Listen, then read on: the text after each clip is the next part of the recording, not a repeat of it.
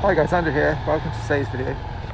Someone on one of my other videos commented and said that they're a bit dismayed that I didn't tell them what I thought about the bike. I don't know why I've washed it, it's about to get dirty again. I think I'm about 1,600 miles into this bike so far, guys. I replaced a Himalayan with it after I realised that off-roading was more what I was into. I got back into bikes after about a 10-year gap with the Himalayan. I thought I wanted a bike for doing lanes, back roads and across the New Forest and going to the beach and that sort of thing. Then I realised the Himalayan was pretty good off-road and started to discover the Tet and do some of the Trans-Euro trail because of where I am in the country, quite well located for a lot of the trails. And then I went on a test ride, went and test rode this Voge 300 Rally over at Bike Treads in Swindon, and fell in love with it really. I suddenly realised that for me, with a sort of 33.5-inch inseam, it was a much better fit. That was the biggest difference I noticed. It's obviously a lot lighter than the Himalayan as well, and just better geometry, I'd say. I've put a different front tyre on. We've got Michelin Tracker on there. I do have the tyre for the back as well, but I'm going to save that until it gets a bit muddier again. But what I thought I'd do, I'd just take you around some of my local trails. It's just on my lunch hour at the moment, so out for a bit of practice. And as we go around, I'll just stop and tell you what I think about the bike. Catch you in a bit.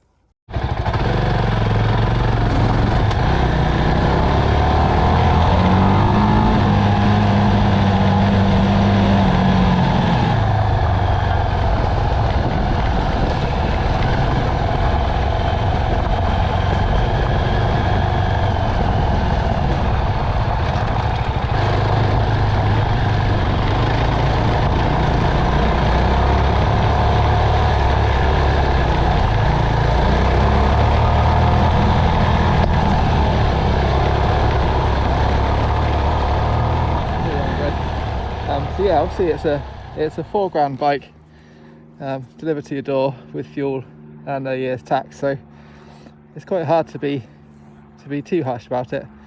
But actually, I just think it's a good bike in its own right. I love the engine. It was a little bit vibey to start with, but it's worn in now, I would say. And I've also changed the gearing on it. I put a 15-tooth sprocket on the front, which did take a bit of modification, so I might do a video about that another day.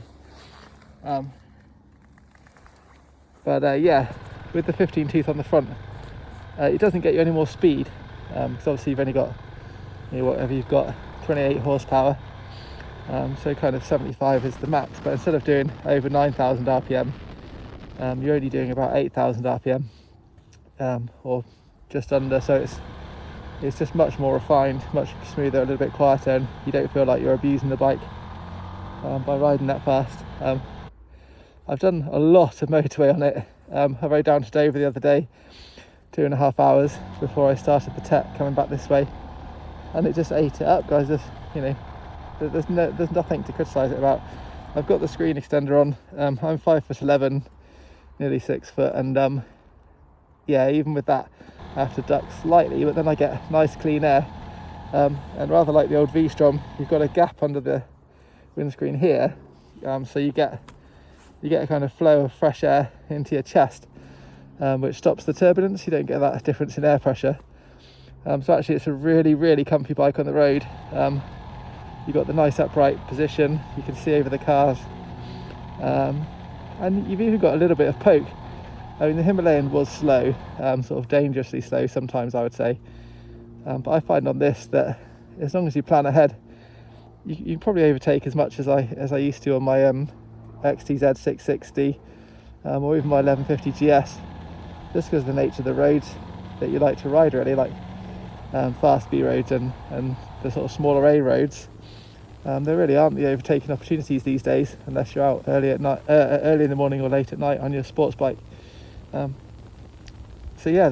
biggest surprise for me really is the road manners, and as I say, because it fits me better, I'm more than happy to do long distances on it versus the Himalayan. That used to make my hips ache. after sort of 90 minutes, whereas this is comfy for, you know, like say 2.5-3 hours or more. I did a whole 12-hour day the other day. A lot of that was stood up off road, but motorway each end of the day, 5 hours of motorway, and yeah, just ate it all up. Yeah, not really sure what else to say at the moment, guys. We'll do a bit more thinking, a bit more riding, and stop again and see what else we can say.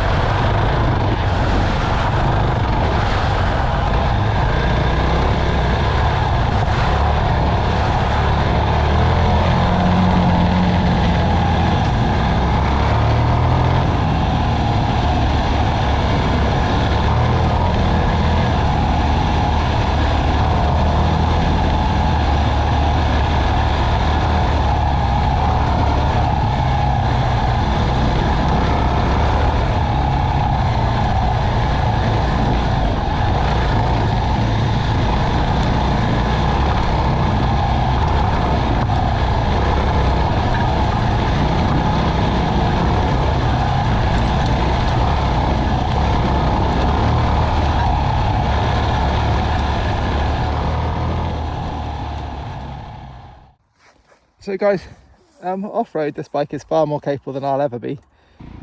I mean, I expect you've seen on YouTube there's guys already running them in rallies and things, pretty much stock spec. So the only thing I've done is added a bash plate down there, and then I went on a motocross lesson the other day, and he was getting me to put my feet forward for corners, sitting down and put my feet forward for corners. So I've actually removed the engine bars for now, and the spots I had on them, just to see if it makes any difference, because the shape of the engine bars meant you couldn't get your feet forward that easily. So that's another change I've made for off-roading.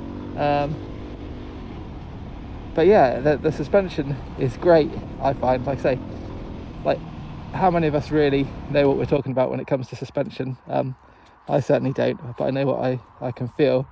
Yeah, I'm quite heavy. I'm 15.5 stone, and it doesn't bottom out for me, or it hasn't done yet. I'm not doing big jumps and whoops and things. One difference between this and the Himalayan, which is quite interesting, you've got obviously more suspension travel on the front, and it's a lot softer as well. So whilst you do get slightly more fork dive on the road, which I've got used to by actually not being lazy and using my back brake more often, which is another thing I was told off for in the motocross lesson. But also, I just went down the whoops there, and I've hopefully put the footage in just before this clip, and you'll see when I used to ride that on the Himalayan, I could get the front to pop off of all the whoops, which was quite good fun. Despite its heavy weight, the stiff front fork and short travel meant that you could lift the front with the little wave of torque quite easily, and for puddles and things and potholes, you could just blip the front, and despite the lack of power, it would lift the front a little bit, whereas this doesn't.